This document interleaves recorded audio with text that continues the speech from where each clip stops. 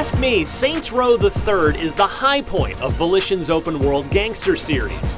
When it came out back in 2011, it pushed the comedy and absurdity introduced in Saints Row 2 to new extremes while still keeping one foot planted in reality, unlike the completely over-the-top Saints Row 4. So I was fired up to play again on the Nintendo Switch, but the full package edition turns out to be a good news, bad news situation.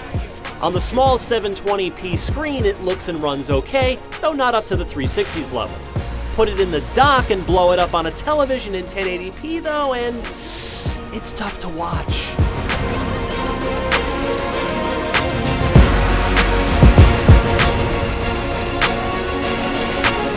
Gameplay-wise, Saints Row the Third holds up pretty well. Right from the opening moments where you're jumping out of a plane and then jumping back into it through the cockpit windshield, it's a wild ride. Explosions are plentiful, crazy weapons abound, and goofiness is around every turn in Steelport, where the 3rd Street Saints gang has become satirically embraced as pop culture icons. But it's got substance to go along with that style. In fact, Saints Row the Third has great touches that I'm still waiting for modern open-world games to crib from, like a quick hijack button to leap through the windshields of cars and steal them in one swift motion while on the move, and augmented reality-style GPS turn indicators on the roads to keep your eyes on the action instead of the minimap. All of that and the DLC overload you have to click through when you first start up can be best appreciated in handheld mode, where it runs acceptably even in 2-player local online co-op with lots of craziness going on. And I stress acceptably.